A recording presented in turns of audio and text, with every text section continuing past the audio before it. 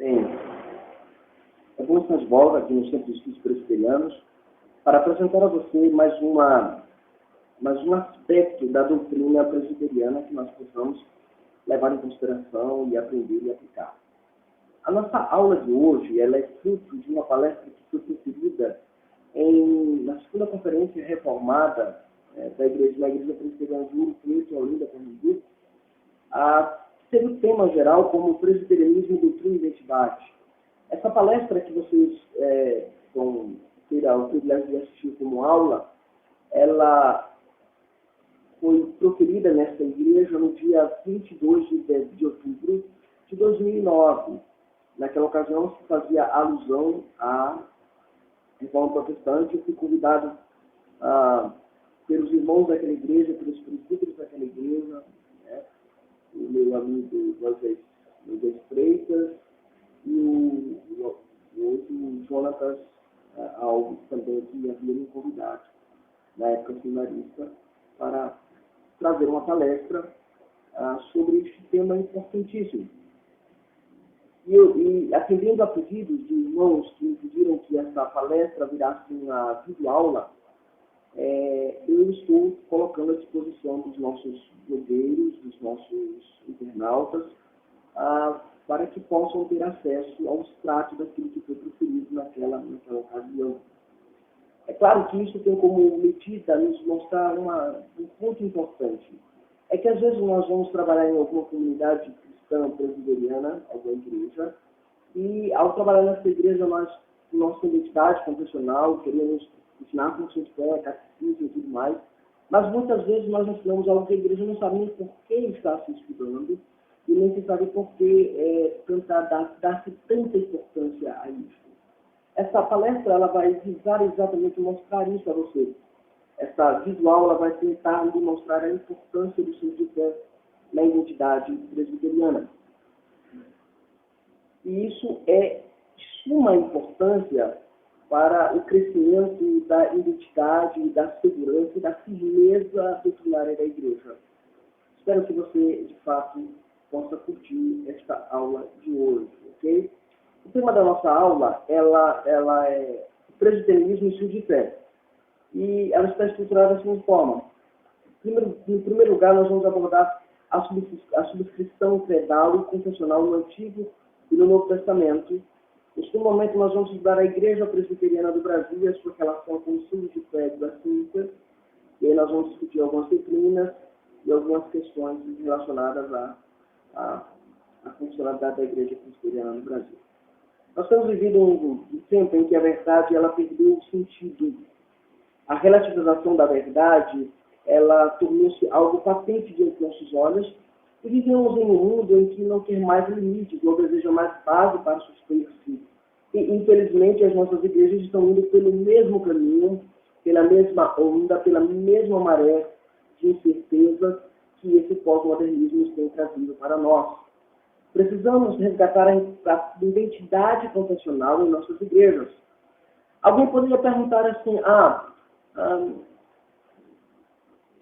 se há alguma utilidade no uso de créditos e confissões? Será que existe alguma utilidade nisso?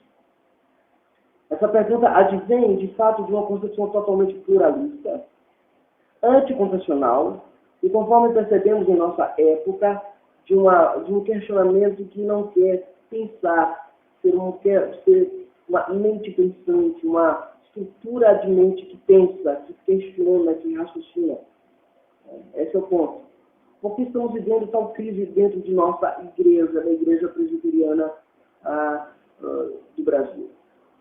Porque vivemos um tempo de alta indefinição teológica, um tempo onde vale a privatização das convicções. Isso quer dizer que muitas pessoas não têm um compromisso com alguma coisa escrita a qual eles prestam lealdade. As pessoas querem ter as suas próprias convicções pessoais sem darem qualquer atenção ao que foi escrito no passado pelos nossos pais na fé. Quem declara isso de maneira interessante é o pastor o Herbert Carlos de Campos, no seu prefácio ao livro dos Simões Ulisses Hortas, né, do é o título do livro, a subscrição confessional, necessidade, extensão, né? Necessidade, relevância e extensão, publicado pela Efrata, 2002, página de 12 a 13. Então, ele declara isso, que muitas vezes a igreja, na verdade, nas nossas igrejas, as pessoas querem a privatização das suas convicções. Elas estão simplesmente guardando aquilo dentro de si, embora exista um credo externo, mas o que vale, o que vai pesar para elas é o credo interno, é o credo que ela sustenta dentro dela mesma, e não nenhum compromisso, a não tapa de papel como os indivíduos que acham inúteis o uso de selos de fé, da confissão e do catecismo dentro da igreja. Esse é um perigo enfrentado pelas igrejas que possuem uma confissão de fé. Pois essa indefinição, conforme nos alerta o professor Heber Carlos de Campos, tem entrado dentro da nossa igreja e minado a autoridade do sistema confessional da igreja. Ano após ano, candidatos ao sagrado ministério da palavra se enfileiram nas reuniões conciliares do nosso sistema presbiteriano, ou seja, a igreja presbiteriana que nós somos membros e pastores, e juram fidelidade ao de fé de nossa igreja presbiteriana do Brasil. Todavia, eles quebram o juramento adotando práticas e doutrinas contrárias aos estilos de fé que juraram ensinar e praticar nas suas igrejas. É muito comum você ver isso hoje na igreja evangélica de modo geral e de modo particular na nossa denominação. O professor Ulisses, novamente, ele nos lembra que um significativo número de oficiais, especialmente pastores, assumem um compromisso subscricional, né, da ordenação, portando escrúpulos quanto ao conteúdo de sua confissão de fé. Ele continua nos informando que tais escrúpulos podem ocorrer por várias razões. Primeiro, o desconhecimento, superficialidade, mas também por nutrição deliberada de uma convicção divergente do padrão de fé denominacional. Outro caso que incorre em dificuldade semelhante é a mudança de opinião posterior à condenação. Nestas circunstâncias, a reserva pessoal quanto ao símbolo de fé pode vir a ser cultivada, silenciosa ou abertamente. E os resultados de tal reserva serão, em ambos os casos, danosos ao desempenho do ofício, ao ministério e à própria igreja. Veja, esse alerta ele é de fundamental importância para nós. Porque a igreja ela perdeu o senso, a necessidade, a importância e a relevância do símbolo de fé para segurar, para manter a igreja no equilíbrio doutrinário. Essa tem sido a nossa real problemática em nossos dias, irmãos. Dado a esta questão, surge a necessidade de estudarmos isto, de buscarmos apresentar a importância dos credos e confissões para a vida da Igreja de Cristo em nosso tempo tão conturbado, tão relativizado, tão anti-verdade. Então, em primeiro lugar, nós vamos ver agora a subscrição credal e confessional no Antigo e no Novo Testamento. A nossa jornada nessa perspectiva deve iniciar-se com a revelação veterotestamentária, seguindo para a neotestamentária. Isso é de importância grande para nós. Nós precisamos ter isso em nossa mente. O que o Antigo Testamento diz sobre a confissão de fé e o que o Novo Testamento também ensina sobre a confissão de fé, os seus termos, na sua essência.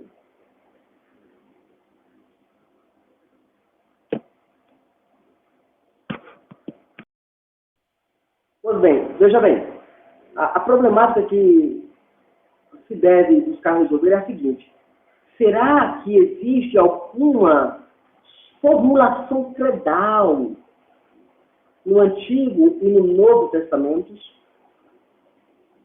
Havia alguma afirmação confessional na igreja veterotestamentária e neotestamentária?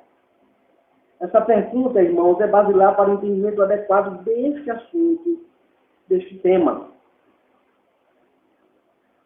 Pois quando se apresenta objeções, logo, apela-se às Escrituras dizendo não haver nelas nenhuma formulação confessional. E este pensamento revela essa profunda disposição e disposição em negar a importância e a relevância dos credos e confissões na vida da Igreja de Jesus Cristo nestes tempos. Primeiro, consideremos aí a subscrição confessional no Antigo Testamento. Será que o Antigo Testamento tem alguma coisa a nos dizer? No Antigo Testamento é encontrada o Shema, conforme nós lemos lá em Deuteronômio capítulo 6, verso 24 a 9. Diz assim: ouve ao Senhor, nosso Deus é o único Senhor. Amarás, pois, o Senhor teu Deus de todo o teu coração, de toda a tua alma, de todas as tuas forças. E estas palavras que hoje te ordeno estarão no teu coração e as ensinarás aos teus filhos. E falarás a sentar em tua casa, andando pelo caminho, deitando-te, levantando-te. E também as atarás por sinal à tua mão. E te serão por frontais entre os olhos. E as escreverás nos umbrais da tua casa e nas tuas portas. Veja que coisa interessante.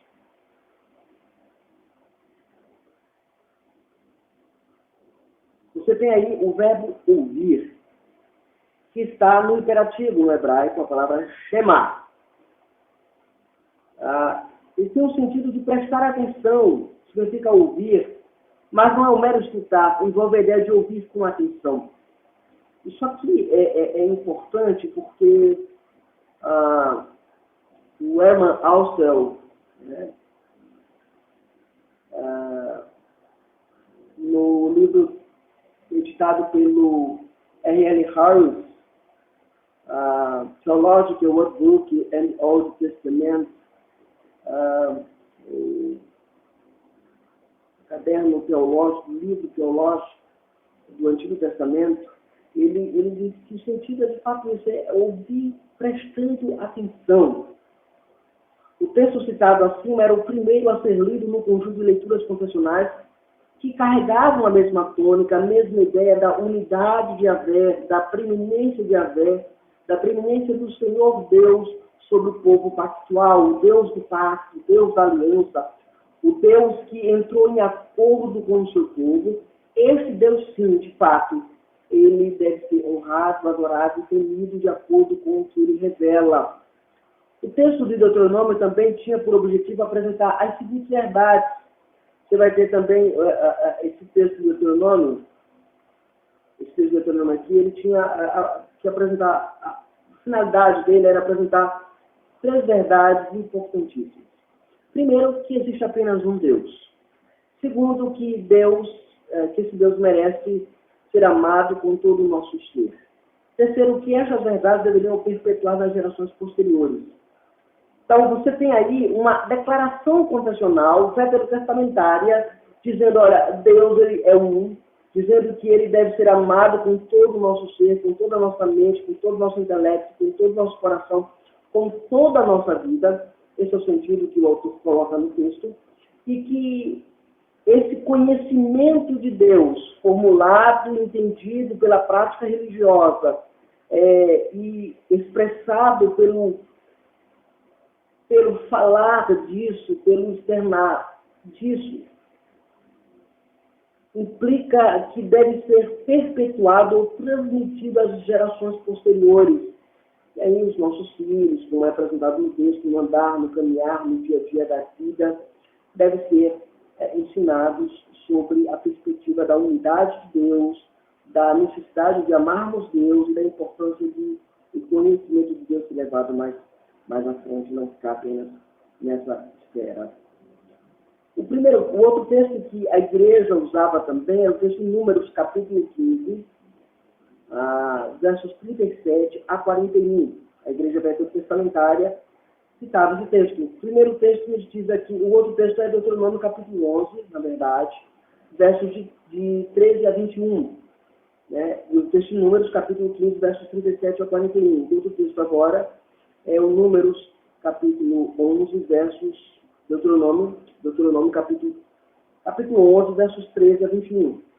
Veja, E diz assim o texto nos diz: e será que, se diligentemente obedeceis aos meus mandamentos, que hoje vos ordeno, e amar ao Senhor vosso Deus, e de o servir de todo o vosso coração, de toda a vossa alma, então darei chuva à vossa terra, ao vosso tempo, a temporã e a seródia, para que recolheis o vosso grão, o vosso mosto, o vosso azeite, e darei erva no teu campo aos teus animais, e comerás, e fartar-te-ás, e guardai-vos, que o vosso coração não se engane, e não vos sirvais aos outros deuses, e vos inclineis perante eles, e a ira do Senhor se acenda contra vós, e feche os céus, e não haja mais água, e a terra não dê mais seu fruto, e cedo pereçais da boa terra que o Senhor vos dá. Ponde, pois, estas minhas palavras no vosso coração, na vossa alma, atai-as por sinal em vossa mão, para que estejam por frontais entre os vossos olhos, e ensinai-as a vossos filhos, falando delas sentado na sua casa, andando pelo caminho, deitando-te, levantando-te, e escreve-as nos umbrais da tua casa, nas tuas portas, para que se multipliquem os vossos dias e os dias dos vossos filhos na terra que o Senhor teu Deus jurou a vossos pais dar-lhes, como diz os céus sobre a terra. Então você tem ali a declaração confessional do Antigo Testamento na mesma tônica, na mesma ideia de Deuteronômio, capítulo de número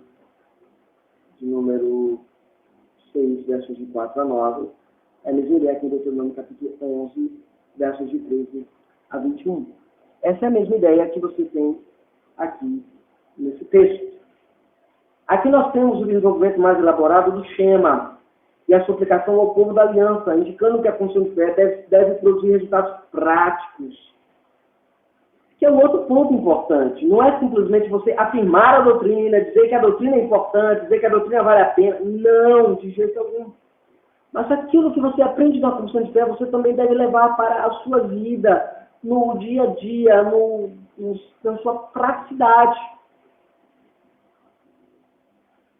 Esses resultados são evidentes, pois nasce tudo de uma obediência aos mandamentos de Yahvé, o Deus pactual. Nesta confissão estão inseridas as crenças necessárias à existência do povo da aliança. E não apenas isso, mas inclui-se uma metodologia de pedagogia na qual tal ensino confessional deve ser e pode ser transmitido, tendo a família como alvo dessa transmissão. O texto é muito claro, os dois textos mostram isso. Um outro texto também que temos é o texto de Números, como eu mencionei para vocês, capítulo 15, versos de 37 a 41, que diz: e falou Deus, o Senhor, a Moisés, dizendo: fala aos filhos de Israel, e diz-lhes que nas bordas das tuas vestes façam franjas pelas suas gerações, e nas franjas das bordas ponham o cordão azul, e as franjas os serão, para que, vendo-as, vos lembreis de todos os mandamentos do Senhor, e os cumprais, e não os seguireis a vosso coração, nem após os vossos olhos, pelos quais andeis vos prostituindo, para que vos lembreis de todos os meus mandamentos, e os cumprais,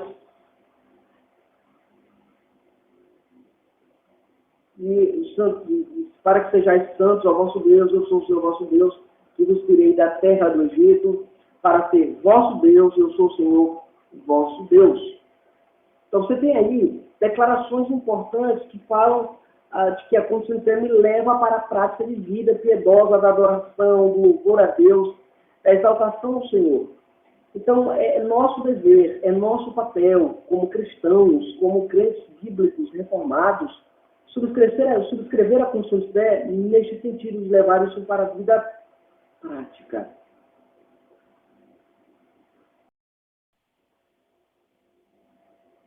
Muito bem.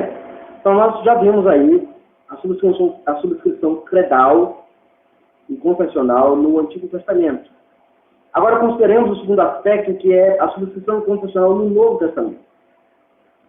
No Novo Testamento, o conceito de confessionalidade ele é mais presente, bem mais definido. Isso significa que a igreja sempre elaborou um conjunto de doutrinas a partir da revelação de Deus. No texto neotestamentário, lidamos com um grande material que trata da existência de um grupo de verdades a serem cridas e obedecidas. E essas verdades são conhecidas como tradições, que no grego nós temos a palavra paradosis.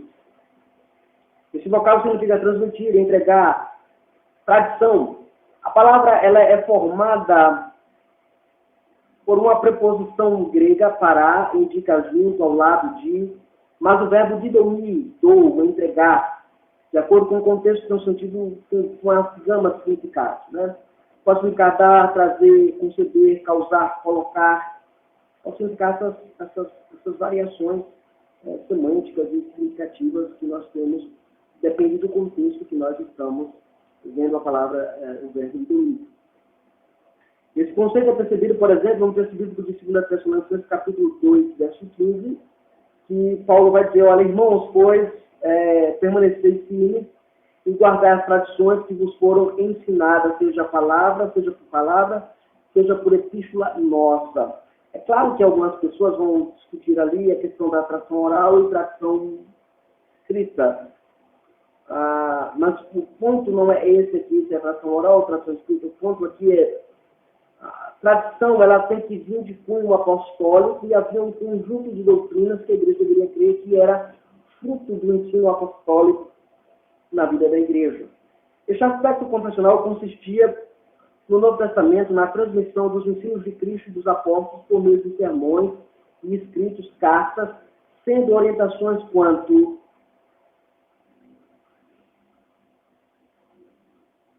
ao comportamento.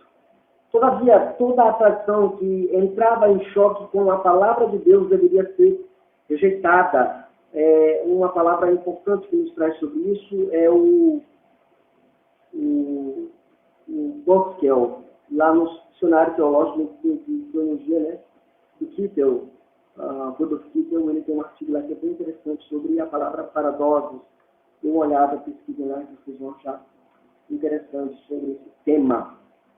Ok, diante disso, irmãos, devemos agora ter em mente que a tradição é uma boa palavra em si mesma. Graças à tradição, diz o escritor presbiteriano, graças à tradição as pessoas se salvam da tirania do momento e transcendem o tempo. Isso aí quem diz é o John Leite, né?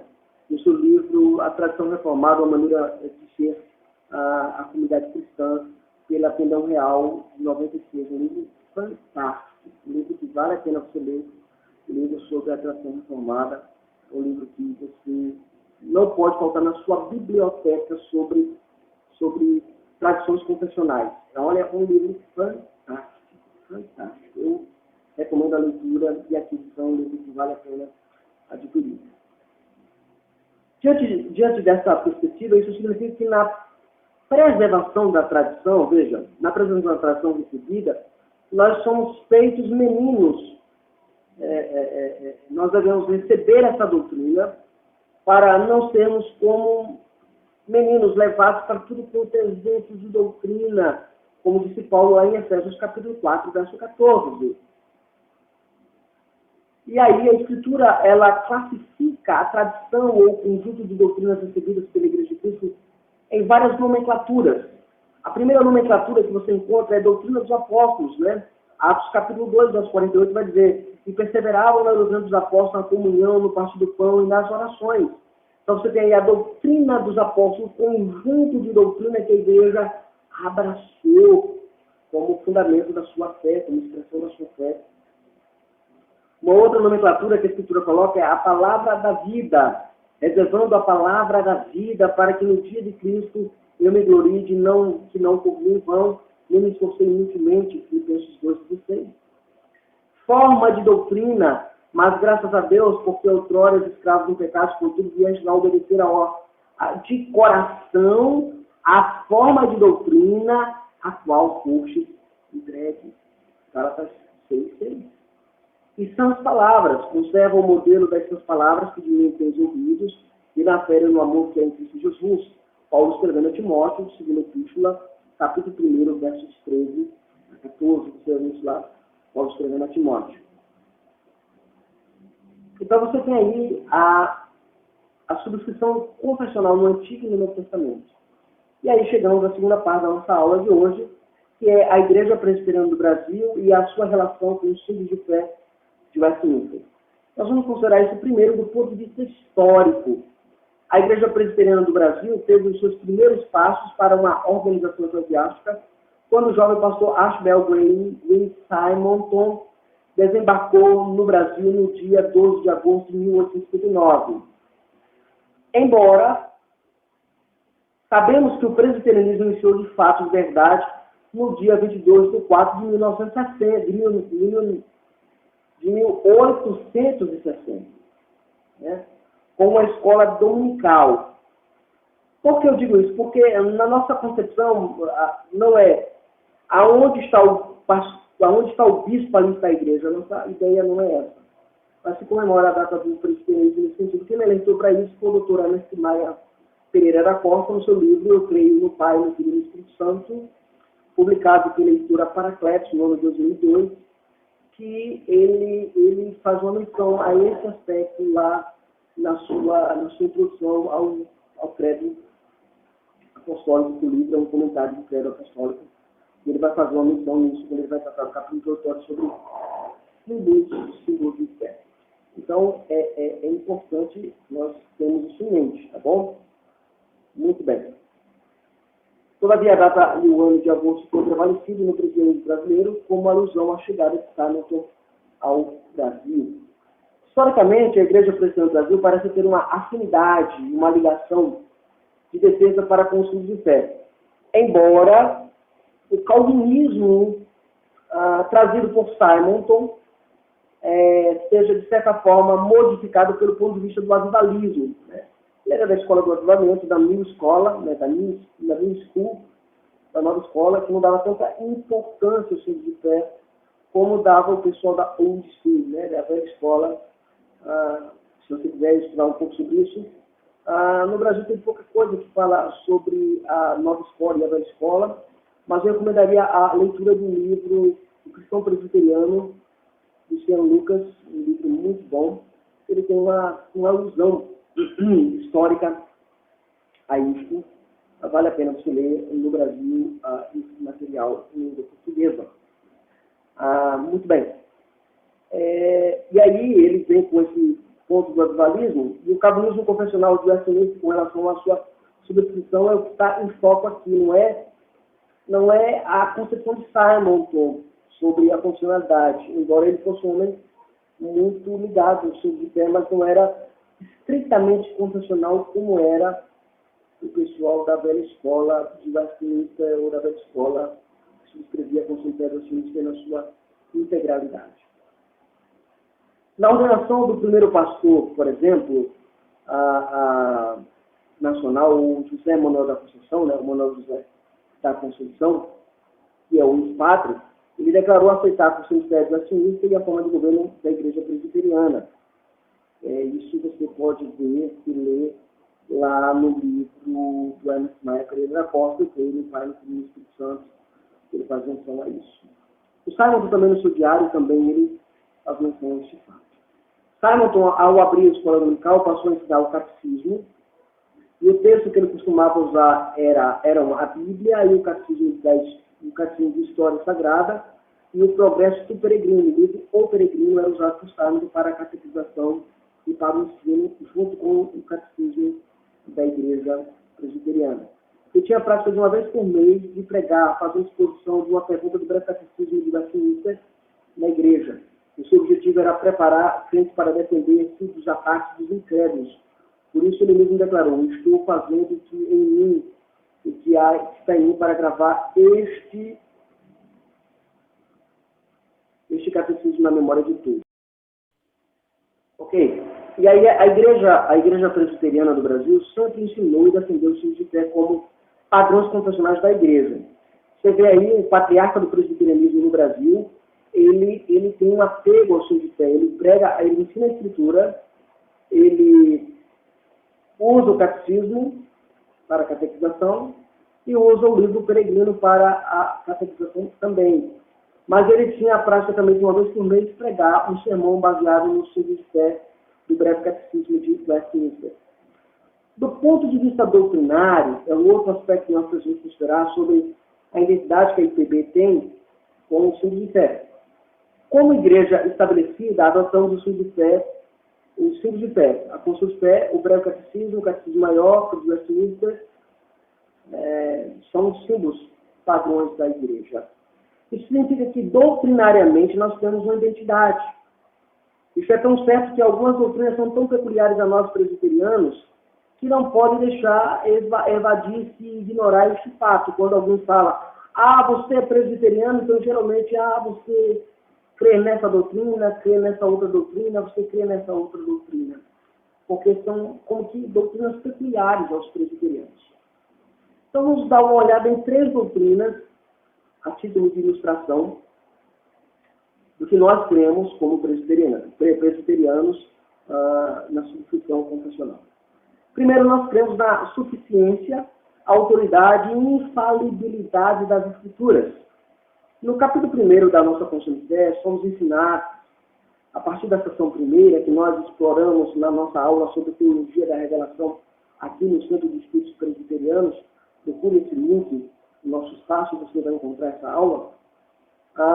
Diz assim: todo foi servido ao Senhor, em diversos tempos, em diversos modos, revelar-se e declarar aquela sua vontade, depois para a melhor preservação e propagação da verdade, para o mais seguro estabelecimento conjunto da igreja, contra a corrupção da carne, malícia e satanás do mundo. Foi igualmente servido fazendo escrever toda. Isto torna a Sagrada Escritura indispensável, tendo cessado aqueles antigos modos de Deus revelar-se a sua vontade ao seu povo.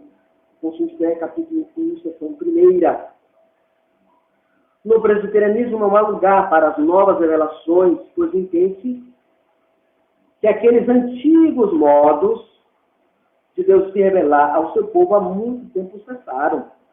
Então é inadmissível uma igreja presbiteriana com práticas de novas revelações, com línguas e profecias. Isto é negar a plenitude da revelação trazida por Cristo por meio da sua palavra, conforme nos ensina Hebreus capítulo 1, verso 1 e 2. Havendo Deus outrora falado de muitas maneiras, de diversas formas, aos pais pelos profetas nesses últimos dias, nos falou pelo Filho, a quem constituiu o herdeiro de todas as coisas, pelo qual também fez todo o universo.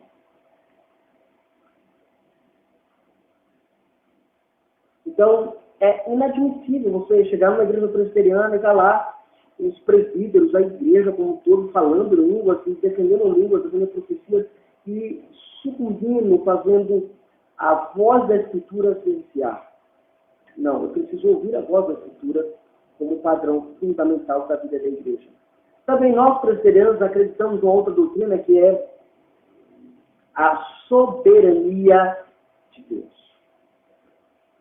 Como presbiterianos confessionais, devemos acreditar na soberania de Deus no que respeita aos seus decretos absolutos sobre este mundo. A nossa igreja crê e confessa a doutrina da predestinação, eleição e reprovação. Isso significa que o verdadeiro presbiteriano não acredita no livre-arbítrio do homem, mas crê que o homem está escravizado pelo pecado, limitado pelo decreto absoluto de Deus em tudo que faz em sua vida. Ou seja, ele está morto espiritualmente, escravo do pecado e age em conformidade com um projeto que Deus, desde toda a eternidade, planejou que assim ocorresse. A nossa Confissão de Fé, no 3º capítulo, nos ensina, pelo decreto de Deus e para a manifestação da sua glória, alguns homens e alguns anjos são assim predestinados para a vida eterna e outros pré-ordenados para a morte eterna. Estes homens e esses anjos assim predestinados e pré-ordenados são particular e imutavelmente designados, seu número é tão certo e definido que não pode ser nem aumentado nem diminuído. Confissão de Fé, capítulo 3, seções 3 e 4. Isso significa que não há necessidade de teatros, de shows, de cultos, dos cultos para atrair pecadores para o reino de Deus, pois apenas os eleitos vão ser salvos. E o método bíblico de evangelismo é a proclamação do Evangelho de Deus. Alguns textos nos ajudam a compreender este assunto. Paulo escrevendo, dizendo: conjuro-te perante Deus e Cristo Jesus e os anjos eleitos que guardem estes conselhos sem prevenção, nada fazendo com parcialidade. 1 Timóteo capítulo 5, verso 21, Romanos capítulo 9, verso 22 a 23, 2 Timóteo capítulo 2, verso 19. Você terá aí as doutrinas que os textos que falam da soberania absoluta de Deus sobre todo o universo. Ok. A terceira doutrina que nós, presbiterianos, também subscrevemos a título de exemplo é no batismo infantil. Nós cremos no batismo infantil. É peculiar o presbiterianismo confessar e defender o batismo infantil. Eu tenho um artigo postado no Presbiterianos Calvinistas, né? www.presbiterianoscalvinistas.blogspot.com. Eu tenho um artigo sobre batismo infantil. Dê uma lida lá, veja lá algumas coisas que nós discutimos sobre este tema. É peculiar a nós, presbiterianos, defender o batismo infantil. Membros de igrejas antipedagogistas, contrárias ao batismo infantil, ou credobatistas, que creem no batismo apenas de adultos, quando nos conhecem como presbiterianos, logo eles tecem comentários negativos à prática bíblica do batismo infantil. Se somos presbiterianos, somos defensores do batismo infantil, conforme nossa Constituição nos ensina no capítulo 28, seção 4, que diz: não somente os que professam a fé em Cristo, mas também seus filhos devem ser batizados. Essa é a nossa posição confessional sobre as crianças. Elas devem ser batizadas e é com tristeza que dizemos isso. Mas muitos membros de nossas igrejas não trazem seus bebês ao batismo, sugerindo que esta doutrina católica romana dizem que querem que a criança chegue à idade da razão, como se existisse isso, e batizassem as crianças. Né? Mas essa é uma doutrina bíblica, ela é fundamentada na teologia pactual. Abraão, no capítulo 17, 19 a 14, vai nos ensinar isso, que Deus inclui as crianças no seu pacto desde o Antigo Testamento. E Paulo vai dizer no capítulo 2 de Colossenses, versos de 11 a 13, que a circuncisão ela é substituída pelo batismo, como sendo a circuncisão agora a circuncisão de Cristo. Essa é a ideia que nós subscrevemos e cremos ser bíblica à luz da palavra de Deus. Isso aí é importante nós termos nossa mente. Chegamos à terceira relação do presbiterianismo com o Conselho de Fé, que é a relação do ponto de vista constitucional. A Igreja Presbiteriana do Brasil tem uma identidade com o Conselho de Fé de Westminster, também do ponto de vista da sua Constituição. No capítulo 1 da Constituição da IPB, no artigo 1º, somos informados que nossas igrejas, que a Igreja Presbiteriana do Brasil é uma federação de igrejas locais. Isso significa que não deve haver divergência entre as igrejas que estão nessa federação. A federatividade deve promover a unidade. Se uma igreja cria, a minha igreja, por exemplo, onde eu sou pastor, ela deve, de fato, ter a mesma identidade doutrinária que outra igreja no outro estado, no Recife, no estado de Pernambuco, no estado do Ceará, no estado da Paraíba, e infelizmente não é isso que nós vemos por causa dessa falta de compreensão do que é uma igreja federativa. Federatividade, a federatividade de uma igreja local. Então, lembra, a federatividade deve promover a unidade na igreja. Mas nesse artigo 1º, somos também informados que a igreja adota a Sagrada Escritura como única regra de fé e prática, o Antigo e o Novo Testamento, o Antigo e o Novo Testamento. Isso significa que na Constituição assume-se o conceito de suficiência das Escrituras e autoridade das mesmas, ou seja, a Escritura ela é única e ela é autoritativa e ela deve ser o padrão que me leva, que me traz a fé em Cristo Jesus com muita verdade e parcimônia. Certo? Essa é a ideia. Segundo, que como um sistema expositivo de doutrina e prática sobre o fé e catecismo maior e breve, ou seja, o sistema expositivo de doutrina são os nossos catecismos com seus fé. Então é inaceitável que muitos membros de nossa igreja não queiram se submeter à autoridade à suficiência das Escrituras, que estes também não aceitam ou subscrevem os nossos filhos de fé. Os membros da igreja deveriam pensar 2 vezes antes de jogar fora os filhos de fé. E a pergunta é, para que eles servem? Essa é a grande pergunta, para que servem os filhos de fé? Eles servem como muros que limitam, orientam e nos dão liberdade.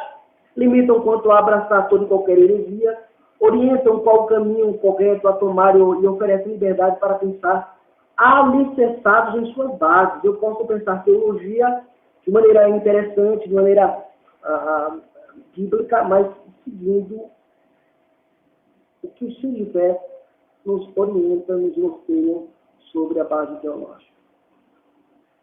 A Confissão de Fé, a Constituição da nossa igreja, ela é mais severa para com os oficiais da igreja, especialmente os presbíteros docentes e os presbíteros regentes, que é um outro problema na nossa igreja. Né? Presbíteros não conhecem o seu papel de presbíteros na igreja e nem os pastores que são presbíteros docentes não conhecem também o seu papel na igreja.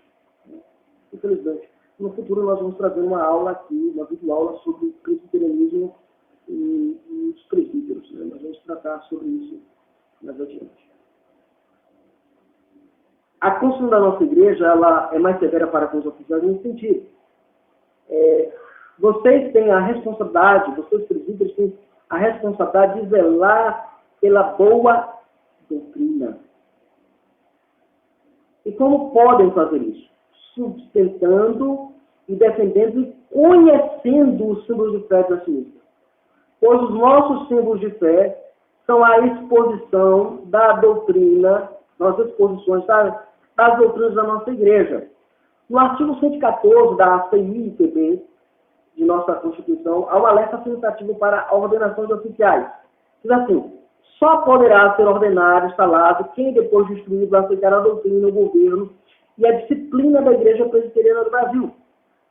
Ao seminarista é otorgado a ele, no final do curso, perante ao presbitério, que ele apresente uma tese, uma monografia, baseada em um capítulo da seção da Constituição de Fé de Westminster, conforme nós lemos no artigo 120 da CIPB, na linha B da nossa Constituição. Então, senhoras e senhores que me escutam, que me veem por este vídeo aula, estamos diante de um desafio. E qual o desafio? O desafio à fidelidade. Os pastores e presbíteros de nossas igrejas devem fazer valer os seus votos de ordenação. Pois todos eles juraram, ou jurarão que irão ensinar, defender as doutrinas que se encontram no ensino de fé da nossa igreja. Todavia, o que temos visto é que muitos deles chegam ao fazer o juramento sem conhecer o conteúdo do ensino de fé. Nunca leram o ensino de fé, ou outros já abandonaram o ensino de fé da Suíça, poderão ser depostos, ser expulsos, excluídos, serem caçados dos seus ofícios por quebrar os votos de ordenação. Então, se há alguém em nossas igrejas, em sua igreja, talvez você mesmo que esteja me assistindo, que não concorda com nenhum ponto de doutrina da nossa Confissão de Fé, e aconselho a pedir para ser exonerado do ofício de presbítero da igreja, ou diácono. Pois não há algo tão terrível para a igreja de Cristo do que um líder ser infiel ao seu ofício. Que Deus nos ajude e que Ele faça com que nós possamos, de fato, reverter o quadro triste pelo qual a nossa igreja caminha. Que Deus possa abençoar você. Eu queria recomendar a leitura de alguns livros para você se aprofundar nesse tema. Compre a Confissão de Fé, se você não tem. Compre o livro do Ernest Maia Pereira da Costa, Teologia do Culto, publicado pela PES. Compre o outro livro dele, Eu Creio no Pai, no Filho e no Espírito Santo, publicado pela Paracletos. Comprem a Inspiração das Escrituras, a Inspiração e Herança das Escrituras, uma perspectiva reformada também do Ernest Maia. Compre o livro de John Leite, Atração Reformada, uma maneira de ser comunidade cristã. Adquira o Manual Presbiteriano da Cultura Cristã. Compre o livro Os Carismáticos, de John MacArthur Jr., para um panorama doutrinário, que é bem interessante. Adquira uma revista dos Puritanos, do Jornal dos Puritanos, que é a revista Confissão da Nossa Fé, volume de número 6, né? Na verdade, ano 6, número 3, de julho a setembro de 1998, uma revista fantástica sobre este tema. Adquira o livro do Palmer Robertson, A Palavra Final, publicado pela Cultura Cristã. Não, pelos puritanos, Respostas Bíblicas quando a questão de língua e profecia hoje. Assim, adquira o livro do professor Ulisses Hortas Simões, Solução Confessional, Necessidade e Relevância e Extensão. A leitura é Frata, Publicações. Adquiram esse livro, você pode conseguir com Projetos Puritanos. Se você tem acesso ao Projetos Puritanos, vá lá, procure o pessoal lá, o Moisés Bento, procure também o presbítero Manuel Canuto, né? E adquira esse material que será útil para você. O Márcio Marinho também adquiram esse material para que você possa crescer no conhecimento da graça de Jesus Cristo, ok? Também um outro livro, Chaves Expulsos, A Luta do Mundo, publicado pela Fiel, um livro muito interessante, a defesa da Bíblia, da Palavra de Deus. O Brian Schwartley, no seu livro Só a Escritura tem o Regulador do Culto, publicado pela editora dos Puritanos também. Adquiram também o livro do Alan Westerman, né, o Wendelman, que é o Dicionário Judaico de Lendas e Tradições, publicado pela Jorge Zohar, né, pela Jorge Zohar, Rio de Janeiro.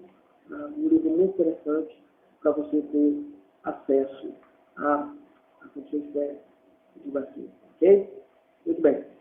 E você visite o nosso espaço, nosso blog, www.Centro de Estudos Presbiterianos, Centro de Estudos Presbiteriano.blogspot.com, www.Centro de Estudos Presbiteriano.blogspot.com. Ok? Que Deus abençoe, que a graça dele sobre a sua vida. Estaremos de volta logo mais com mais uma aula sobre as doutrinas fundamentais da fé